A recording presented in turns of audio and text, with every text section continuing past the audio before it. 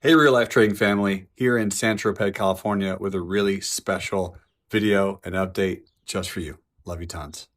Tonight, a lifeline for First Republic, with 11 of the country's biggest banks unveiling a rescue plan to pump $30 billion in deposits to prop up the struggling bank. The group saying the move reflects their confidence in the country's banking system. All right, friends and family, here with a video update and what I am expecting to be an extremely interesting and unique and quite massive opportunity for all of us. And this is going to be the banking system.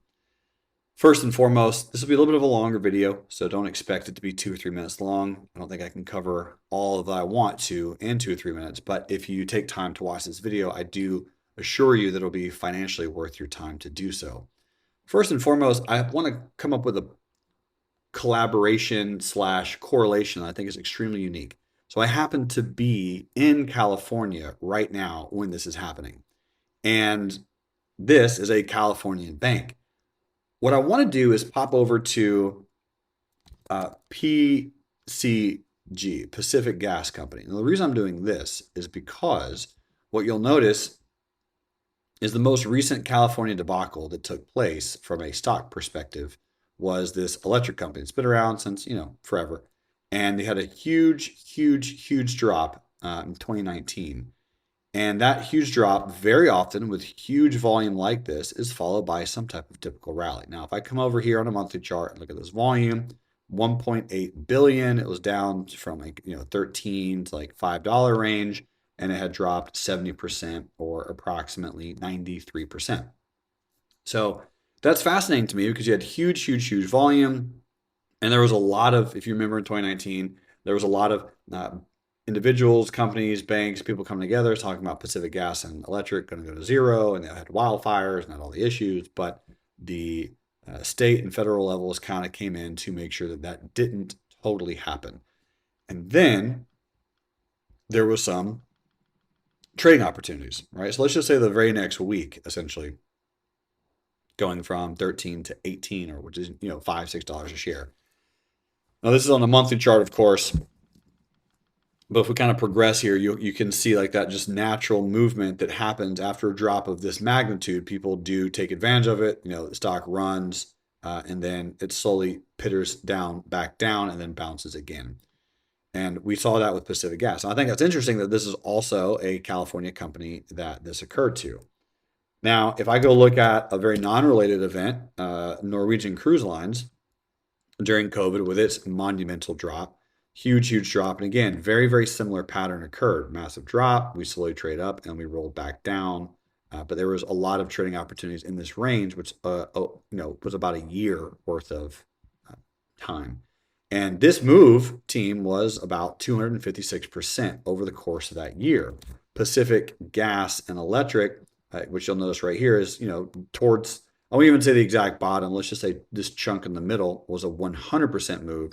And then when it comes back down to the low at 5 and to where we are now is another, 200%. I do expect, believe, and I will be positioning myself to think the exact same thing is going to happen on First Republic Bank. Notice this a massive amount of volume, 768 million shares. Now, with 11 of the largest banks in the world, they see this as an opportunity. When I said the largest 11 banks, I realize there's a banking issue. I realize that maybe this will be a controversial video, but when there's blood in the streets and when there's absolute panic, especially here in the United States of America, I have decided to generally try to be a contrarian. And this, to me, feels like a very contrarian level and a very unique spot to be considering buying First Republic Bank. With that being said, I do plan on pyramiding into this position. I do expect it, and my absolute risk will be zero. So I'm expecting that in the very unlikely chance that this stock goes to zero, which is always a possibility, I would say that probability is less than 1%, at least for it happening within the next year. Now, of course, anything is possible, but all these large US banks are smart. They're not going to be putting in $30 billion into something that has no stability, no backing, no access, just to do it for no reason. So for me, I'll be adding First Republic Bank as it dips down into these levels. I'll be selling some puts down here, and I'll be actively trading this range, because here's what I believe. My thought is I would highly suggest you considering doing something similar to the extent of that your risk is comfortable with, because if this thing trades down into 20 and then just trades back up to where it was on Thursday, that will be a 100% gain, aka doubling your money. I think that that's a really, really unique and very interesting opportunity, especially with the amount of volume that's coming into this particular bank. Now, with that being said, there are other very, very stable banks that are also down dramatically. So I do not suggest ever putting all of your eggs into this particular basket, because I do think that this basket is not an unbreakable basket. However, one that is unbreakable is Bank of Montreal. Bank of Montreal, of course, if this stock goes to zero, we are all zombies. And, World War Z is here, and Brad Pitt hopefully is our savior. This is the monthly chart on Bank of Montreal, and this is the weekly chart of Bank of Montreal. It's at the 200 simple moving average now. This is an incredible, incredible drop. And yes, I do think it could break below here, and I think it can continue a little bit lower. I don't think this is the exact bottom. But Bank of Montreal is a dividend-paying company. They've been extremely sound. They're very stable. They have a lot of position in oil. And sure, they can go lower. But over the next course of whatever, 2, 3, 4 years on Bank of Montreal, and then, of course, Charles Schwab, I think that these are really, really good buying opportunities. I do. Charles Schwab, this is a deathly, massive head, double top, head and shoulders looking pattern on a monthly time frame. I think that we could trade all the way back up to 62, but I'm a net long buyer between 50 and 30 on Charles Schwab. Schwab, of course, having over $1 trillion under assets, and on a long-term scale, long-term horizon, I think buying low and selling high and being in these bigger positions with bigger good companies is going to be a pretty good investment for your money longer term. Now, some of the other things that you could consider doing is looking at other large banking institutions, right? Companies like JP Morgan, figuring out where we should start buying some JP Morgan, which would probably be very close to this 100 simple moving average, which is about 105. Another bank is Bank of New York Mellon, right? BK, that was also on the list. Buying BK at $38, I think, is a very reasonable expectation. Been around forever. I mean, look how long this thing has existed, right? It pays dividends, had a nice little run up. It's been trading sideways, but buy low, sell high in really, really good companies at really good times when people are panicked and afraid generally is the way to play it. So in the situation for FRC, for me personally, I am going to be investing some money into this, because I figure if the banks are going to lose 30 billion, why not Jerremy Newsome lose a few 100,000 or a few million? If they're going to lose 30 billion, I'm okay to take the bet with the big banks. Now, here's what's amazing. If we throw in a little bit of money into First Republic, again, let's just say hypothetically it trades down to 15 and then rallies up to 40. If you sell half of your position, right? If you make 100% return and you sell half, you're playing with house money at that stage. So at that point, there's no way to lose. You made your money back. Maybe you made a little bit of additional 120%, 125%, and then you sell half and you just let the rest roll out. My thought is, can this go to zero?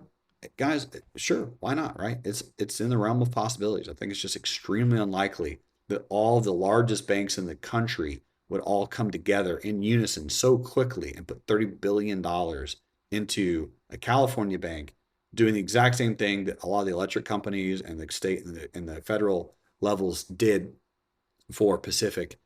And that is also, done relatively favorable returns in the triple digits over the course of 2 or 3 years.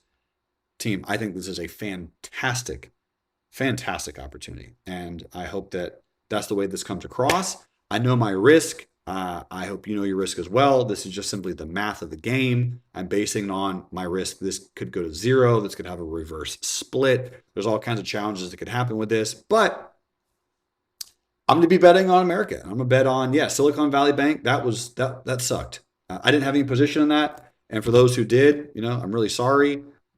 Right. So if we pull up Silicon Valley Financial, again, if anyone lost a large sums of money on this one, that's awful. That's terrible. I wish there was something I could do about that. But this is one that had a lot of signals coming. The difference, I feel like, between Silicon Valley and First Republic, is just the speed at which it's dropping, right? So if we go to the monthly chart, sure, people knew about Silicon Valley. Sure, people would have had time to get out, but this was, $754 a share, and it went to 100, but that was over the course of a year and a half, right? First Republic has dropped extremely quickly since November of 2021, and really only took out its long-term moving averages recently when it started failing the 200. But the biggest of all the sell-off that has been experienced is in the last 3 weeks. And I think that that's just a fear and an overreaction, in my personal opinion. So with all that being said, I will be not only selling some puts to capture some of the volatility on First Republic, I'll also be buying some shares of this one, along with Bank of Montreal, along with Charles Schwab. And keeping all this in mind, generally, team, if you know anything about me, I don't ever generally invest in banks. I don't like banks. That's why I bought a lot of Bitcoin in 2014, 2015. Sure, I got really lucky, but I generally don't love banks. But I know when a lot of them come together and the US government and Janet Yellen talks about that this particular bank is being sound and being safe, I do think there's gonna be a little bit more fear to come in, but I think that fear is an extremely fantastic opportunity. Know your risk, know your math. But ladies and gentlemen, I hope this video was slightly remotely helpful. And if you do find it helpful in the future or currently, please like this video, share it with your friends, subscribe to this YouTube channel, and let me help you understand the markets, create cash flow, and live the life of your dreams. Become financially free. This is possible. This is achievable. If a broke, dirt poor, penniless guy from Georgia can do it, you can do this. I love you so much. Thank you for being in my life. Thank you for being a part of this incredible group. And until next time, love life, live life, and trade it. Bye.